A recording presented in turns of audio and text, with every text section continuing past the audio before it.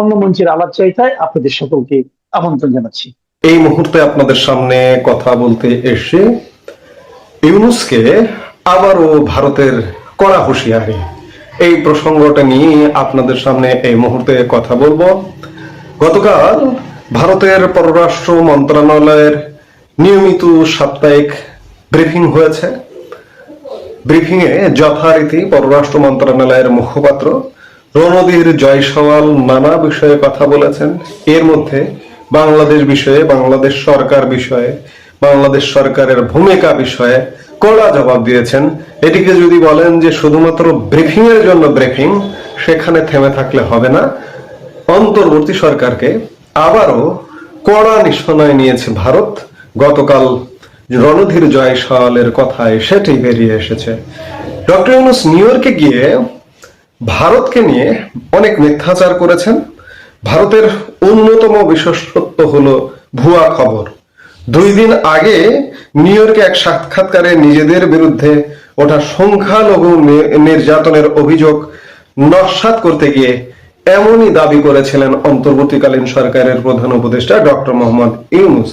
এবার এ বিষয়ে তাকে পাল্টা জবাব দিলেন পররাষ্ট্র মন্ত্রকের মুখপাত্র রণধীর জয়সওয়াল। মন্ত্রকের মুখপাত্র রণধীর জয়সওয়াল ইউনূসের এই মন্তব্যকে মিথ্যাচার বললেন। তার মন্তব্য, আমরা এ ধরনের ভিত্তিহীন অভিযোগকে মিথ্যাচারের শামিল বলেই মনে করি। বাংলাদেশের অন্তর্বর্তী সরকারের প্রধান উপদেষ্টার এই মন্তব্য প্রত্যাখ্যান করছি। অর্থাৎ ডক্টর ইউনূস যে নিউ ইয়র্কে গিয়ে ভারতের বিরুদ্ধে মিথ্যাচার করছেন, সেটির কড়া জবাব দিয়েছে ভারত। জাতিসংঘের সাধারণ পরিষদের অধিবেশনে গিয়ে গত মঙ্গলবার এক সংবাদ মাধ্যমকে সাক্ষাৎকার দিয়ে ডক্টর ইউনূস হিন্দুদের উপর নির্যাতন, নিপীড়ন অভিযোগ নাকচ করেন। উল্টে ভারতকে দোষে ইউনূস বলেছিলেন, এখন ভারতের অন্যতম বিশেষত্ব হলো ভুয়া খবর। তার এসব কথা শুনে সমালোচকরা উদাহরণ হিসেবে তুলে আনেন চট্টগ্রামে ইস্কনের সন্ন্যাসী তথা বাংলাদেশের সনাতন ধর্মাবলম্বীদের প্রধান মুখ চিন্ময় কৃষ্ণ দাস ব্রহ্মচারী বা চিন্ময় প্রভু। দেশদ্রোহিতার অভিযোগে তাকে অন্যায়ভাবে দীর্ঘদিন ধরে কারাবন্দী করে রাখা হয়েছে।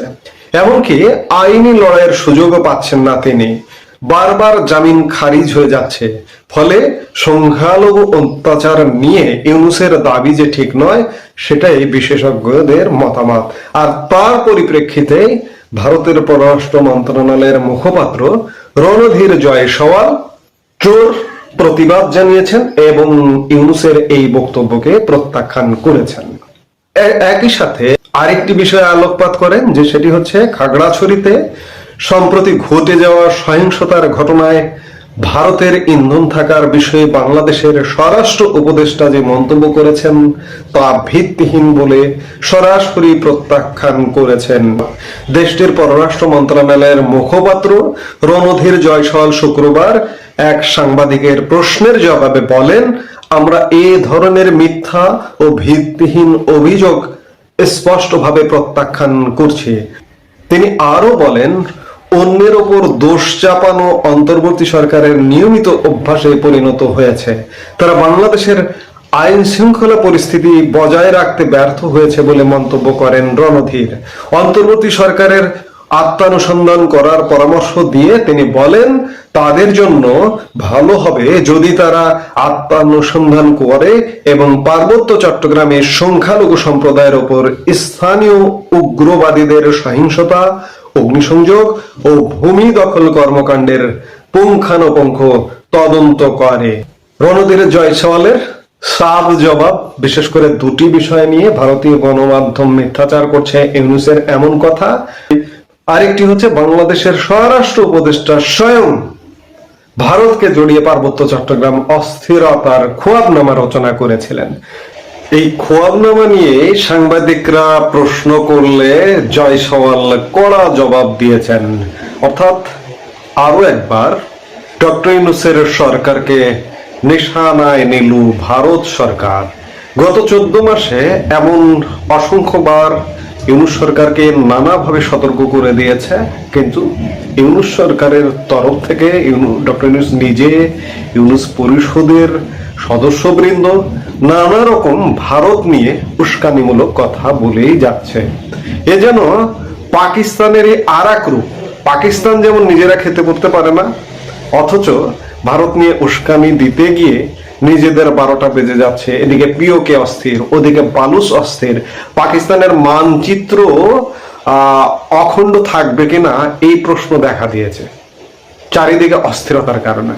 আজকে বাংলাদেশে বর্তমানে যে একটা সরকার, অবাস্তব একটা সরকার বসে আছে, এই সরকারটার কথায় বার্তায় বডি ল্যাঙ্গুয়েজে সবচেয়ে যৌক্তিক প্রতিবেশী, নিকট প্রতিবেশী ভারতের সাথে যেন গায়ে পড়ে ঝগড়ায় জড়াচ্ছে। এই গায়ে পড়ে ঝগড়ায় জড়ানোটা শেষ বিচারে বাংলাদেশকে কোথায় নিয়ে দাঁড় করাবে এই ডক্টর ইউনূস সরকার জানে, ডক্টর ইউনূস নিজে জানে আসলে এদের গোপন উদ্দেশ্য কি।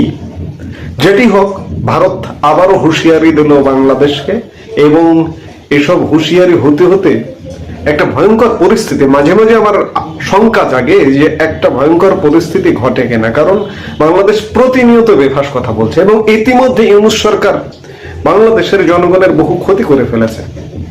ভারত প্রসঙ্গে বিশেষ করে ভারতের ট্রান্সশিপমেন্ট বাতিল, ভারতে আমাদের রপ্তানি সুবিধা বাতিল, বিভিন্ন কিছু, এবং আমরা ভারতে যেতে পারি না, আমাদের ভারতের ভিসা বন্ধ, চিকিৎসা এবং শিক্ষার্থী ছাড়া আমাদের স্বাভাবিক অন্যান্য যে ভিসা, ভ্রমণ ভিসা, বিশেষ করে টুরিস্ট ভিসা, একটা দেশে আমরা যেতে পারি না।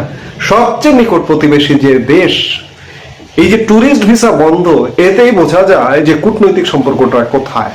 এবং ইউনূস যে এই কূটনৈতিক সম্পর্কটার যে উন্নয়ন ঘটাবে, এই ব্যাপারে তার কোনো ধরনের অ্যাটেনশন নাই। একটা বিধ্বংসী সরকার ইউনূস সরকার।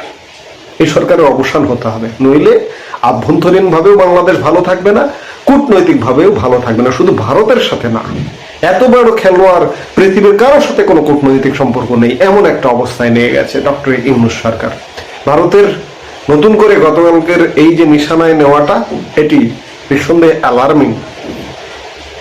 ডক্টর ইউনূস এবং ইউনূস সরকার অ্যালার্ট হবে কিনা সে ব্যাপারে যথেষ্ট সন্দেহ আছে। ভারতকে নিয়ে উস্কানিমূলক আরো নানান রকম কর্মকাণ্ড করতে পারে, এবং এগুলোর পরিণাম বাংলাদেশের জন্য ভয়াবহ, বাংলাদেশের জন্য খারাপ হবে।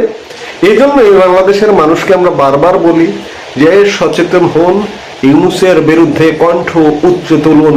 কারণ ইউনূস একটা অযোগ্য অথর্ব সরকার, তাকে দিয়ে বাংলাদেশের আভ্যন্তরীণ আপনার জীবন মানের উন্নয়ন হবে না, কূটনৈতিক সম্পর্কেরও উন্নয়ন হবে না। এবং ভারত ডিসাইডেড, আমি বারবার একাধিক বক্তব্যে বলছি যে ভারত ডিসাইডেড যে ইউনূস দিয়ে হবে না, এবং ইউনূস যে স্টাইলে নির্বাচন করতে চায় সেটিও হবে না।